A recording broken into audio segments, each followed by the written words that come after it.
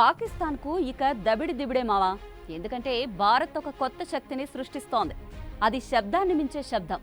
దాని పేరే ప్రాజెక్టు విష్ణు. ఇది సాధారణ మిసైల్ కాదు. ఇది గాలి కంటే వేగంగా పరిగెత్తే ఒక గర్జన. మన ఇంజనీర్ల కలలు, సైంటిస్టుల శ్రమ, దేశభక్తి కలిసినప్పుడు ఈ ప్రాజెక్టు ఆలోచనకు బీజం పడింది.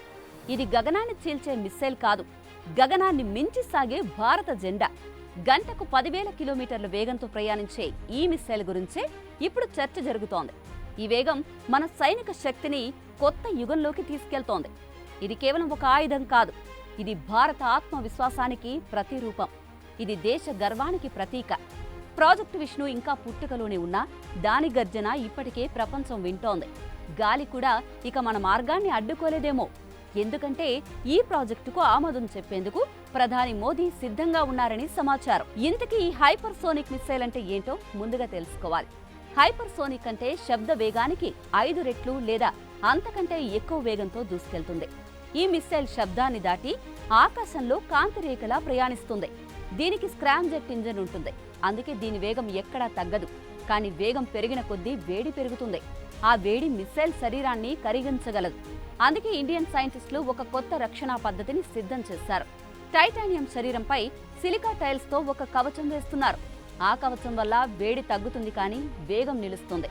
చివరకు మిస్సైల్ తన లక్ష్యాన్ని చేరుతుంది. ప్రపంచంలో ఈ హైపర్సోనిక్ టెక్నాలజీని అభివృద్ధి చేస్తున్న దేశాలు చాలా తక్కువ. రష్యా దగ్గర ఇప్పటికే అవాంగార్డ్ అనే సిస్టమ్ ఉంది. అది చివరి దశలో గ్లైడ్ అవుతుంది. చైనా దగ్గర కూడా ఇలాంటి టెక్నాలజీ ఉంది, కానీ అది కూడా గ్లైడింగ్ దశలోనే ఉంది. అమెరికా చాలా కాలం క్రితం ప్రారంభించింది, కానీ టెక్నాలజీ అప్పట్లో సిద్ధంగా లేదు కాబట్టి ఆపేశారు. ఇప్పుడు భారత్ తన మార్గంలో ముందుకెళ్తోంది. ప్రాజెక్టు విష్ణు పూర్తయితే ఇండియా కూడా ఆ 3 దేశాల సరసన నిలుస్తుంది. అయితే ఇది చాలా కఠినమైన పరీక్ష. ప్రతి సెంటీమీటర్ వేగం కోసం సైంటిస్టులు పోరాడుతూ వస్తున్నారు. ప్రతి సెకనులో గాలి, వేడి, దిశ, డ్రాగ్ లాంటివి ఒక సవాల్గా నిలుస్తున్నాయి. ఇంతకీ ఈ మిసైల్ మన దేశానికి ఎందుకు ఇంపార్టెంట్ కూడా అర్థం చేసుకోవాలి. మనకు పాకిస్తాన్తో తరచుగా ఉద్రిక్తతలు ఉంటూ ఉంటాయి. సరిహద్దుల్లో దాడులు, ఉగ్రవాదం, చొరబాట్లు లాంటివి మన భద్రతకు ముప్పు తెస్తున్నాయి. ఇలాంటి సమయంలో హైపర్సోనిక్ మిసైల్ ఉండడం చాలా అవసరం.